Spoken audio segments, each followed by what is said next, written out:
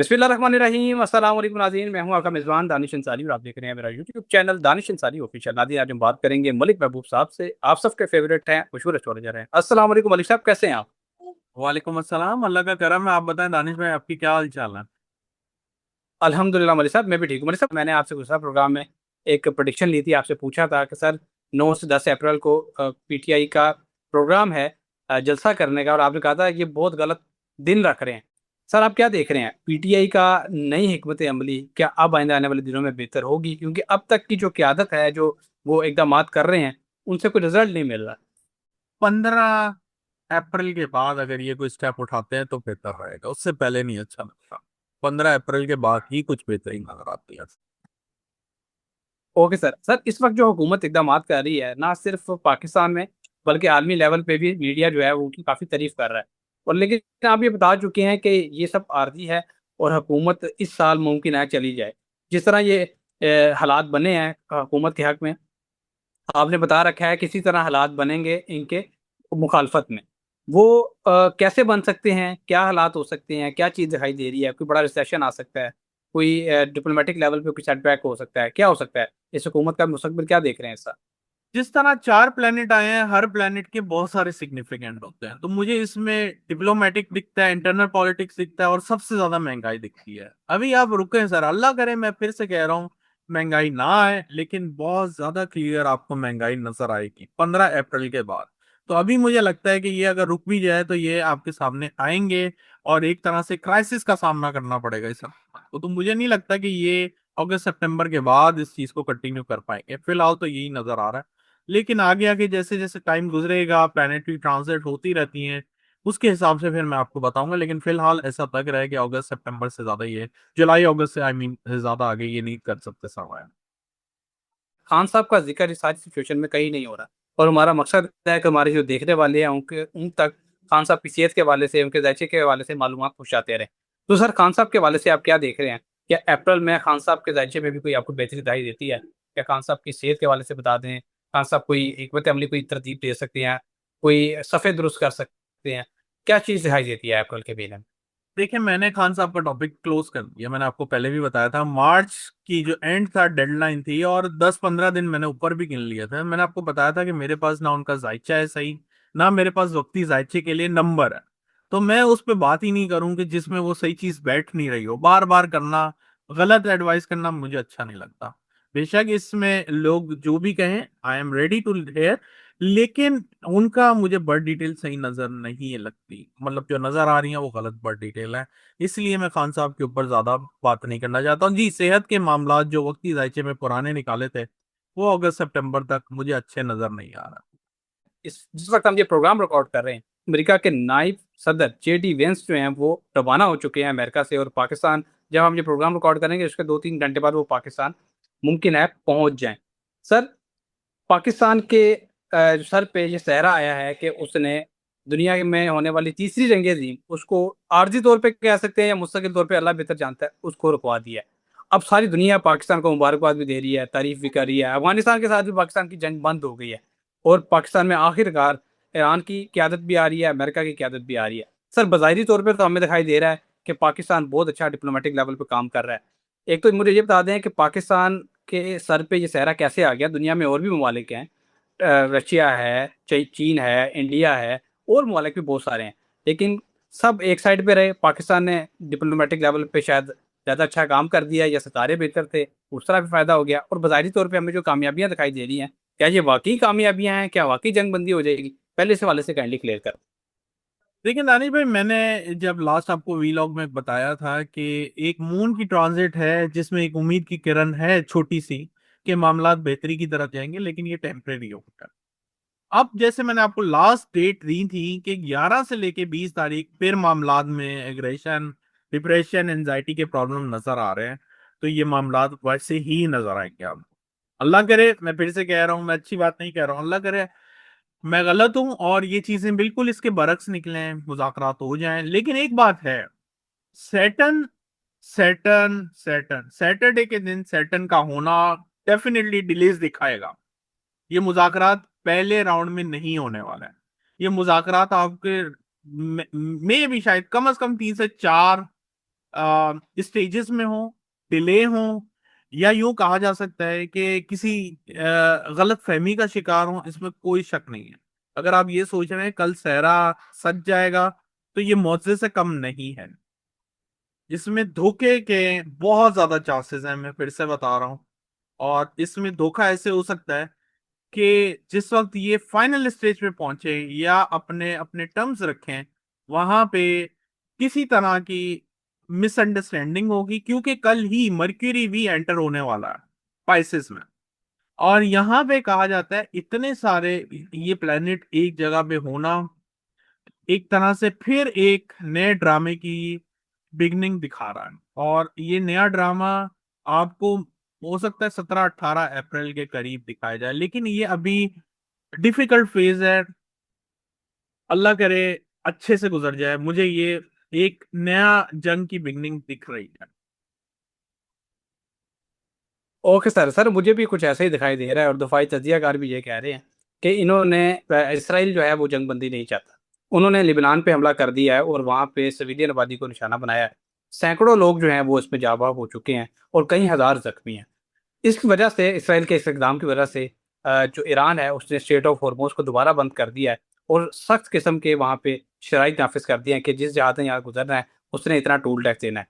इस इकदाम के बाद, ईरान के इस इकदाम के बाद डोनाल्ड ट्रंप ने अच्छी खासी धमकियाँ दी हैं ईरान को, उनके नायब सदर ने भी धमकियाँ दी हैं। और सर ये सब कुछ एक तरह से दिखाई दे रहा है कि ये ड्रामा हो रहा है, लेकिन सर इस सारे मामले में जो नुकसान हो रहा है वो आम इंसानों का हो रहा है। लोग यहाँ पे जाँ बाक हो रहे हैं, बड़ी तादाद में जाँ बाक हो रहे हैं। ये खूनी खेल कब तक जारी रहेगा इस खित्ते में? कब इसका इख्तिताम आप देख रहे हैं कि हाँ, अब यहाँ पे सुकून, अमन आ जाएगा? कोई तारीख, कोई महीना, कोई साल आपको दिखाई देता है? देखें, उम्मीद है इस महीने के आखिर तक कुछ बेहतरी आना शुरू होगी, लेकिन एक प्रॉपर जिसको कह सकते हैं कि सुकून, वो मुझे जून के बाद नजर आता है, जब जुपिटर कैंसर में एग्जॉल्टेड पोजीशन में आएगा, ईरान के फर्स्ट हाउस में होगा, ईरान कोई मेजर स्टेप लेता हुआ दिखाई दिया जाएगा जिसमें ईरान को सबसे ज्यादा फायदा होगा। लेकिन प्रॉब्लम ये नहीं है दानिश भाई, आप समझ शायद नहीं रहे हैं। प्लेनेट की पोजीशन चेंज होने के बाद खुदा ना खास्ता हमें नए प्रॉब्लम्स का सामना करना पड़ेगा, और वो नया प्रॉब्लम सबसे बड़ा यही होगा कि दुनिया में कुदरती आफात का इजाफा बहुत हाई रेशो से होने वाला है। अभी भी मैं सुन रहा हूँ कि पाकिस्तान में भी जलजले के झटके बहुत सी अलग अलग जगहों पे हैं, शायद हमारी अप्रोच भी ना हो न्यूज के हिसाब से। तो मुझे ऐसा लग रहा है ये बढ़ती जाएंगी। सैटर्न मार्स जब भी करीब आते हैं, ये कुदरती आफात को भी इंडिकेट करते हैं, तो ये जलजलों के झटके बढ़ेंगे, fire incident, army military actions बहुत ज्यादा बढ़ते हुए इसमें दिखते हैं। तो ये 20 तारीख से पहले तो आप कुछ भी अच्छे की उम्मीद ना रखें। और वही बात है, ये हम लोग के अंदाजे हैं। अगर आप इस पे बिलीव करते हैं तो ये आप खुद गलत कर रहे हैं। और जो लोग ये बोलते हैं कि ये सही नहीं होते, तो वो मेरे ख्याल से बहुत से ऐसे इवेंट हुए हैं जो बिल्कुल सही भी बैठते हैं। लेकिन आप ये बोलें कि इसकी एक्यूरेसी 100% है, ऐसा नहीं है। ये अंदाजों का इल्म है।